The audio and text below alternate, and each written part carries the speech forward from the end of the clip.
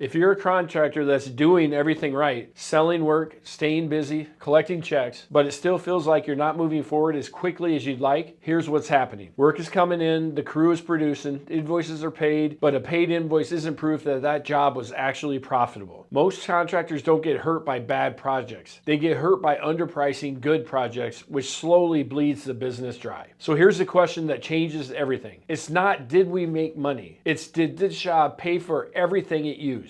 And the cleanest way to see it is with a visual framework I call the price stack. Think of your quote like a stack of 4 blocks. Each layer has to hold the layer above it. Let's put the job at the bottom, business above that, and we're going to put risk and then profit. Most contractors only focus on the bottom block, the job. So the quote covers a job, but it doesn't cover everything else required to deliver the job. So what it means is most contractors don't take into consideration everything else that happens in a business. And when those upper layers aren't in the price, they don't disappear. As the owner, you still pay those costs with weekends, with cash flow, with stress. At the bottom of the price stack is the job cost, what it takes to do the work. That would be your labor, your materials, a dumpster, a permit, your sub cost, whatever that might be, equipment rentals. That is what most contractors count because it's visible and it's very job specific. But if your quote stops there and only considers those items, you have only priced the install. The next layer is your business cost, the truck, the insurance, the fuel, the office person answering the phone, your CRM software, rent, estimate. You get what I'm saying. There's a lot of other things associated with the business that need to be considered when you're pricing the job. This is where your margin disappears. Not because the job went badly, but because the quote was built like only the installer touched it. Reality is the estimator touched it, your office people touched it, a production manager touched it, potentially if you have a production manager, the owner most likely touched it. So if the business cost isn't in the price, it still gets paid. It's just by you when it could be by your client. Above that is the risk. So every job brings potential risk. That's going to be callbacks, warranty issues, mistakes made during install, delays from the supplier, having to rework a portion of the work. Your customer might make last minute changes that affect your scheduling, small handoff misses that eat half the day. Most contractors price like everything will go perfectly, then operate in a world where normal problems happen every week. If your price only works when nothing goes wrong, it's not a price. You're actually betting. Then at the top of the price stack is profit. Now, what's left over? What's built in on purpose? Profit is what lets you survive a slow month. Hire before you're desperate. Train people properly. Replace equipment. Fix mistakes without panic. And take a ton of pressure off you, the owner. Profit is oxygen. Without it, the business can still move and still look busy, but it's slowly suffocating. More work doesn't fix weak pricing. More work multiply whatever's already broken. So before you send your next quote, ask, is my price stack complete? So what I'm asking you to do is when you do your pricing, consider all of these other elements. Don't just pick an arbitrary percentage and go for that. Make sure that percentage is covering all of those other elements we just discussed. So if you found this useful, subscribe to the channel. I share practical lessons from running and growing a real home service business so you can build a company that protects your profit, protects your team, and does not require you to carry everything on yourself.